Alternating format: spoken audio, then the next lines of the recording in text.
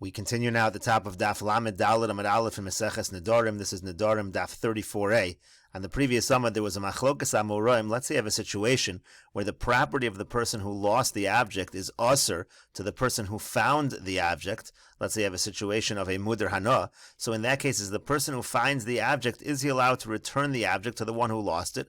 Or do we say, no, he's actually benefiting by returning the object to the one who lost it? He's benefiting the pruta of Rav Yosef, meaning to say that he's in the middle of doing a mitzvah, and therefore if an ani comes to him, if a poor person comes to him, he won't have to give that pruta, he won't have to give that tzedakah to the ani. So there's a benefit even for the person who is returning the lost object.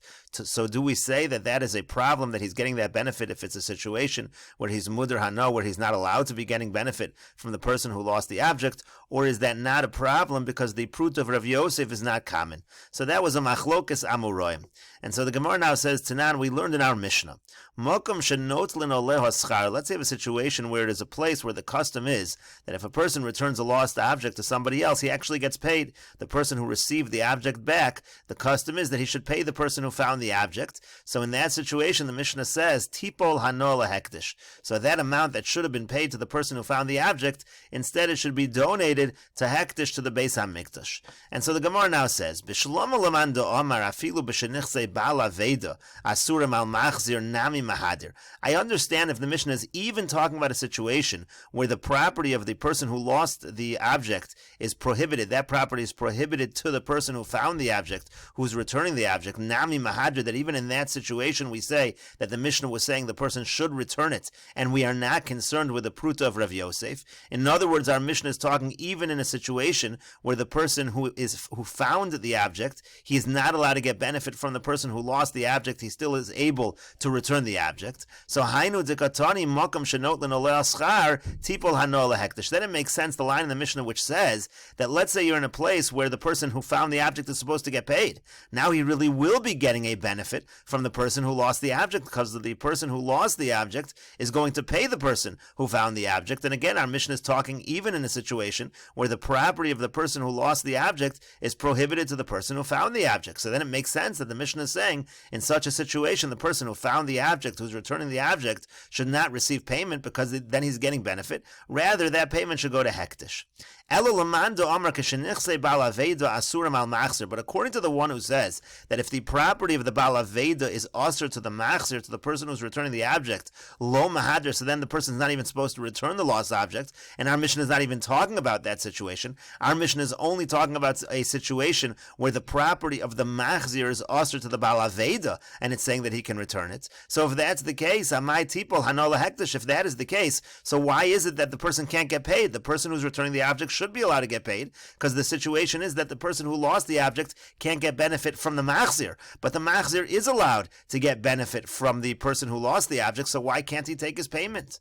And so the Gemara answers, no, achadu katani, we're only going on a one-sided situation, and the way some of the Rishonim explain what this means is that let's say you have a situation where the machzir didn't want to receive any payment. So now really the person who lost the object is actually getting a benefit, because he's keeping money that he should have paid, because we're talking about an area where people generally pay, and he didn't have to pay. So in that case, he's actually getting that monetary benefit from the person who found the object, who's returning the object. And in that case, that monetary benefit that he's getting, he has to donate to hektish. That's what the Mishnah means according to this approach.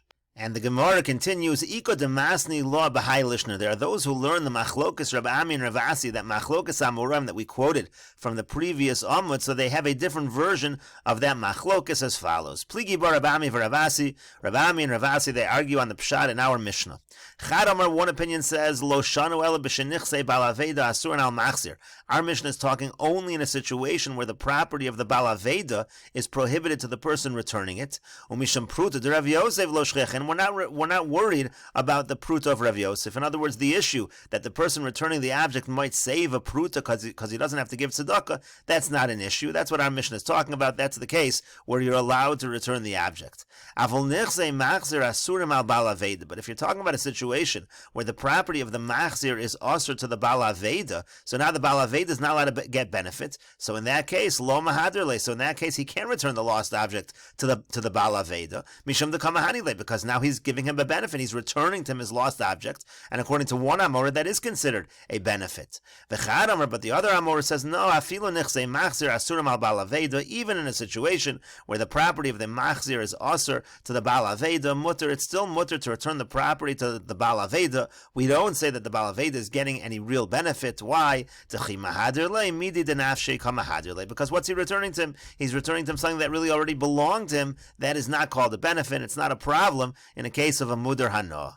And the Gemara continues, Tanan, we learned in our Mishnah, Makom shenotelin ole aschar tipol hano lehektish. If it's a place where normally the person who returns a lost object gets paid, so now that amount of money has to be donated to hektish, has to be donated to the Beis HaMikdash. And so the Gemara says, B'shlom lemando amar afilu b'shenechzei machzir asurim al bal aveda mahadir. I understand, according to the one who says that the Mishnah is talking even in a situation where the property of the machzir is asur to the Baal Aveda, meaning the Baal Aveda is not allowed to get benefit, but still you're allowed to return the property to the Baal Aveda because it's really his property.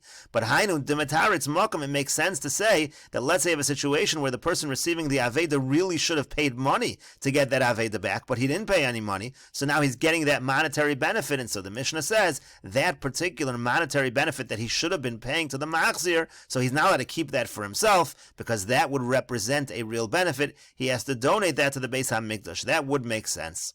But according to the one who says that in a situation where the property of the machzir is asur to the Baal Aveda, so then you don't return it. And our Mishnah is only talking about the opposite situation, where the property of the Baal Aveda is asur to the machzir, so then hechi mitaritz makom. So in that case, how does that last line in the Mishnah make sense? Because again, the Gemara is assuming over here that the machzir is returning the object to the Baal Aveda, and the Baal Aveda is not actually going to be paying anything, he's keeping it. But in a situation, again, if the Mishnah is talking about a situation where it's the machzir that can't get benefit, so what's the big deal if the Baal Aveda keeps those wages? Even if it's a place where normally the Baal Aveda pays for the lost object that's returned to him, and now he's not going to pay, now he's going to keep that money for himself, but who cares? The Mishnah is talking about a situation where the prohibition to get benefit is on the machzir. It's not talking about the prohibition to get benefits from the Baal Aveda. There should be nothing wrong at all with the Baal Aveda keeping the money, and the Gemara says to that kasha, indeed, that is difficult according to that man. We'll continue with this discussion in the next video on Daf Lamed Daled Amud Beis.